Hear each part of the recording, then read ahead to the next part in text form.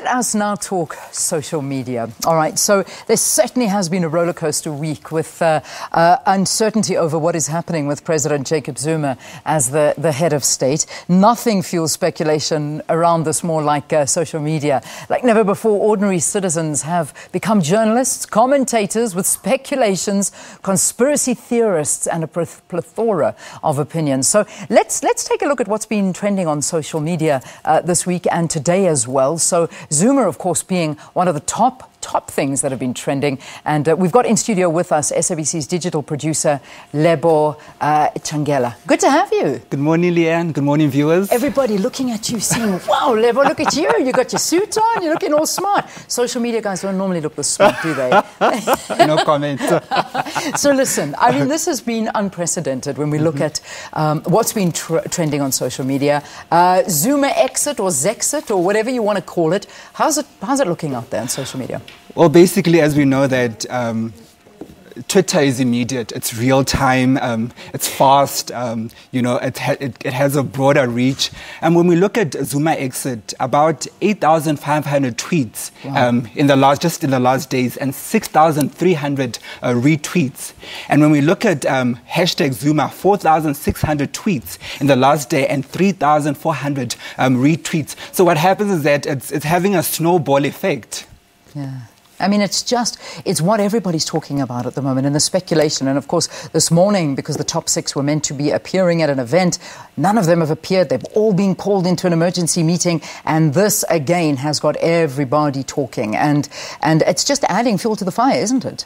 Oh, yes, definitely. But also, unfortunately, there's a whole hype. There's a whole hype to the whole Zuma exit, the whole Zuma, that even journalists have caved into sensationalism, you know, into the whole frenzy, and sometimes just losing their journalistic, you know, ethics. Because if we look at the whole Russian yes. president coming, you know, that was not verified. Journalists just went there and started tweeting. So I see that, you know, everyone is getting too excited and just forgetting those, you know, journalistic ethics. Yeah. And also, if you also look at the Zuma stories, people are rushing to break the stories. Journalists are camping outside Parliament. You know, journalists just want to be the first to just break the story, whether Zuma, you know, they've let him go or not.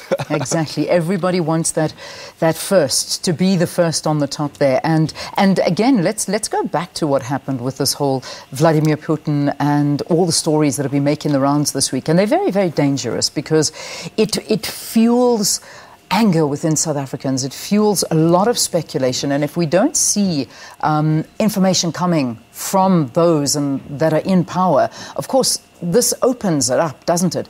Do you think there's been enough communication, though?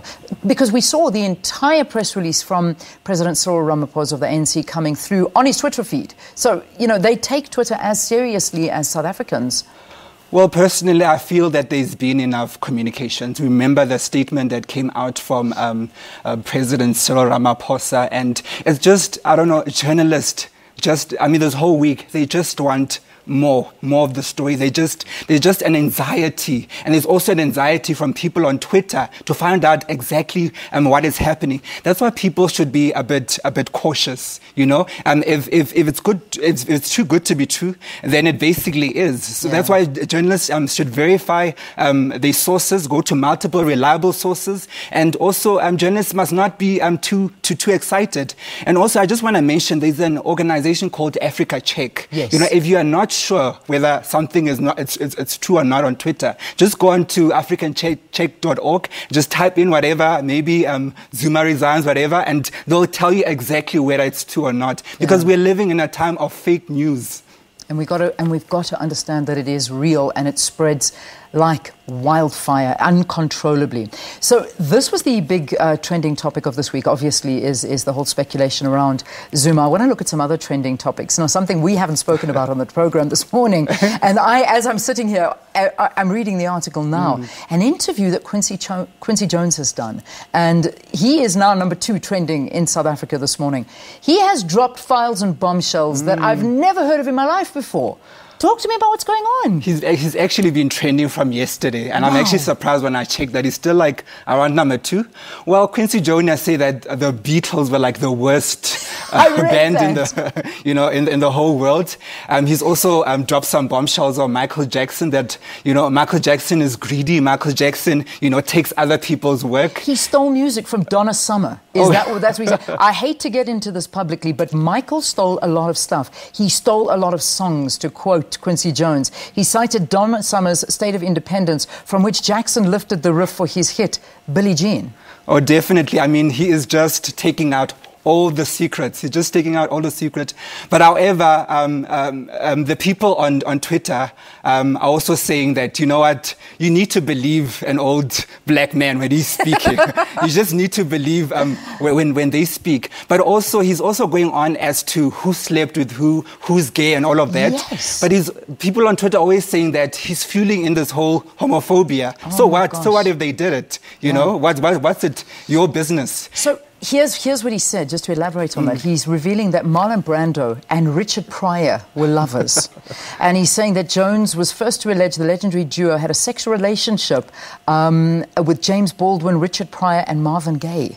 And the reality is, on Wednesday, Richard Pryor's widow actually confirmed the rumor and said, yes, he did. No, definitely. He was famous for doing that, having affairs with his friends. Well, Quincy Jones is on a speaking mood. Ne? No wonder people are saying that he might as well tell us the reason why Stevie Wonder's blind and also Listen, and such things. The other thing he's gone on to say here is he knows who killed JF Kennedy. That's how far he's going. So if you want to see this interview with Quincy Jones, go for it. Have a look at social media. But I think for now, those are the top 2 trending topics, Zuma and Quincy Jones.